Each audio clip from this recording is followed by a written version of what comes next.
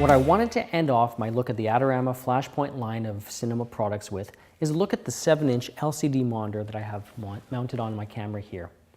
In general, all of the items in this product line are in the $300 to $400 price range. It puts them really at the bottom end of the market price-wise, but quality-wise they're very good. They're not the most refined and precision instruments that you can get out there. You'll find a lot more expensive brand name items, but they really do a good job. They get the job done. And this monitor is no exception. It's a 7-inch LCD monitor. It's a 1280 by 800 resolution monitor, which is very high up there. A lot of monitors in this size will come at a lower resolution. And having a high resolution is one of the important factors in being able to monitor HD footage. It has an HDMI input as well as a standard RCA video input on the back. It takes component as well, actually. It has this little button here for SDI, and if you flip this thing around here, I can actually see there's an SDI in and out that are covered off by a plate there. It's not available.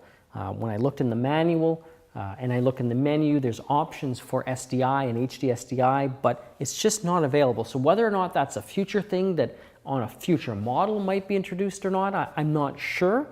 But at least on this model, HDMI in with an HDMI loop-through output is all that's available in that high-definition digital range, which really is too bad, at least for me, because I really enjoy working with SDI and HD SDI. I do a lot of video switching, a lot of webcasting, and when we're doing long runs of cabling, it's really important for me to have that HD SDI cable. It's a solid professional standard. It doesn't have that interconnect that really lags when you connect an HDMI in. There's that flicker, that adjustment. It takes a while before your input displays, as well as you can't run the HDMI over a longer length. And I know, when you're monitoring just a camera feed, HDMI is probably just fine because it's going from the camera right up to the monitor. That's not a big deal. But when you also want to have an additional output going to your video switcher or the webcaster, that's when you need to have that HD SDI. And you can add an external converter, HDMI to HD SDI, but honestly, I prefer to start off with that SDI and convert it to HDMI for use on a monitor or something. So it's just more preference. The monitor itself is very bright. It ships with this Velcro lens hood here, as well as a mount on the bottom. I do have it equipped with the Sony NPF 970 battery. It's on that standard L series Sony battery, which is really nice to have that a DC option. It does have an AC option as well. It doesn't look to me the most elegant. It comes with a standard plug and a little DC adapter here, but this isn't where it ends. It actually adds on this, which isn't the most elegant looking solution. So this end connects in there, this plugs into your camera. You have an available 12 volt out if you want to power something else. This is a 4-pin here. I've actually got 4-pin XLR lights that work on this system. So, that is possible. And then they have extra wires. But, for me, the trade-off between offering all these extra connections and the fact I've got these loose wires and this extra big, long, ugly thing, I'm not a huge fan of that. I'd rather just be this plugged straight into the LCD monitor and we call it a day. But, some people might like having all this extra stuff here. The mounting goes in the back of the camera. Right in here, that's where you get powered. And on the back, there's a power switch that will switch you. The power switch will switch you between type 2 battery, which is this one here. Type 1 is the 12 volt, which is coming in through the AC adapter. And you could also use these with any other systems that give you that 4-pin XLR power, whether it's off your camera or off of an Anton Bauer V-Lock type of battery there. The reason why camera operators want to use an external monitor like this one here is that it's a larger surface to look at. It's really one of the biggest factors. These LCD monitors that are part of the camera itself generally are between 2 and 3, sometimes a little bit larger, but they're not that large when it comes to the diagonal surface inch-wise. 7-inch is obviously a lot larger than this 3-inch monitor, and you can see the difference. It's very easy to adjust when you're focusing. I can nail it just because things are larger. That's one of the biggest reasons why you want an external monitor. There are some presets here that there's some monitoring capabilities built in, so I'm going to toggle through them. So this is focus peaking. It turns the edges of items that are in focus to red here. And there's also an additional function in the menu to, when I'm using focus peaking, to have the video be black and white or remain in color. So this one's set right now to having a black and white image with red. It just emphasizes what's in focus and what isn't. And as I change the focus, you can see the red goes away and then it comes back as I'm in focus. That looks to be in focus there. You can see here in the bottom right-hand corner is the histogram. It's really to help you gauge the proper exposure in all the different areas of your image. Additionally, we have exposure. So these are exposure zebras. There's nothing really on right now because I'm not overexposed on this image, but just like on your camera, the zebras, the striped lines will show on areas that are overexposed.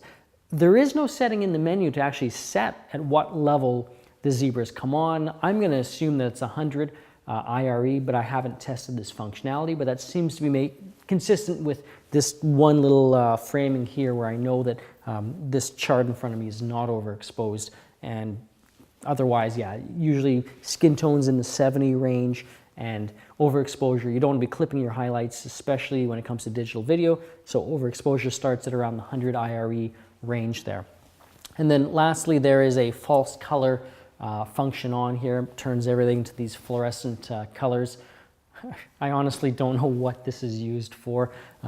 I kind of think it's for turning the colors into, well, I know it turns the colors into different things, so consistently, black turns into pink on here. Why you'd want to use this, I'm sure someone who's smarter than me knows, but it's just on there anyways. So it's false color. Now, lastly, in the menu there, it is it's a combination of these wheels. They share with brightness, saturation, tint, and color. But if you turn the dial here, you can go through the different menu items. One of the things I found out quickly is that I didn't want to be using the full screen view on here on the aspect ratio because it was actually squishing things a little bit. I wanted to be using the 16:9. On the top and bottom, there are small black bars, which just tells me that this aspect ratio natively on this monitor is not 16:9, but it's actually probably 16:10. So the proper setup for HD video would be 16:9 and not on auto or not on full screen, and obviously not on 4:3, all of which are available on here. Additionally, in the menu, there's a pixel to pixel view. So if I want to view everything, it's a 1280 by 800 monitor, not 1280 by 720, which would be 16:9. But if I wanted to view just a punch out of the center of 1280 by 720 or by 800, then I can use that function. It'll zoom in everything. It's really just to check that focus in a lot more precise manner. In the camera setting here, it has the option of standard definition and high definition, 1080i it says, and 480p. But I do want to let you know that when you output a 1080p signal, which is what I'm doing right now, it will actually read it. So it's 1080i and p, which is really a nice feature because sometimes in my workflow I'm throwing out 1080 30p for video switcher and for webcasting purposes, and I definitely want the monitor to be able to see that signal, whereas some monitors can't support that 1080 30p or sometimes 1080 60p output, and then you have to change everything just to accommodate a monitor. The other function in the menu that I want to show you is the underscan function. Right now it's set to on. I can also turn it off, and really what this means is that it's viewing the full raster. Underscan and overscan, it's a holdout out of the old NTSC days where on TV monitors, the cathode ray tube monitors, you wouldn't always see the entire raster of the image, the full 720 by 480, because the bezel itself would crop out some of the image. So that's kind of the reason why in the old days you had action safe and title safe, and then you'd see an area outside of that. Well, on the monitor here, it's not as big of a difference between over and underscan, but you definitely want to turn that to on so that you're able to see the full raster of the image and make sure that no stray boom poles slide into the top of your image or there isn't something distracting on the side. Because when you go to do your edit, and you deliver this video to the web, you can view the full raster. It's always viewable at that point. So you want to make sure that you're monitoring the full raster and not an underscan unless you have reason to do otherwise. In the menu system, there's also a PIP function, which stands for picture-in-picture. So in addition to the HDMI input, which would be the large portion of the screen, you can also have a picture-in-picture inset in one of the corners that would show you an additional second input. So this is really great when you have a two-camera shoot and you want to see what the other person is doing. This comes into the monitor via an RCA input. That's the yellow composite RCA cable there. The last thing I want to talk about in this review of the Adorama 7-inch LCD monitor is the color as it comes out of the box. And to test this, I compared the color off of the LCD screen here, which I know to be fairly true color-wise, to my Marshall 7-inch monitor, which is my go-to monitor, and the one that I've been using in my business for over a year now. And I know it to have great color, especially when I set it to the proper 6500 Kelvin that this screen is and that broadcast monitors should be set in this viewing environment. When I compared it to the 7-inch here, the Adorama Flashpoint, the Adorama had a different color temperature. I went to the user menu and I set it to the 6500 Kelvin that I know to be the amount we should be using, and it still didn't look right. There are further refinements I can do. There's RGB values to 128 I can set for all those three. I didn't bother to do that to try to get it to look the same. Color matching, especially on monitors, is not my specialty, my forte.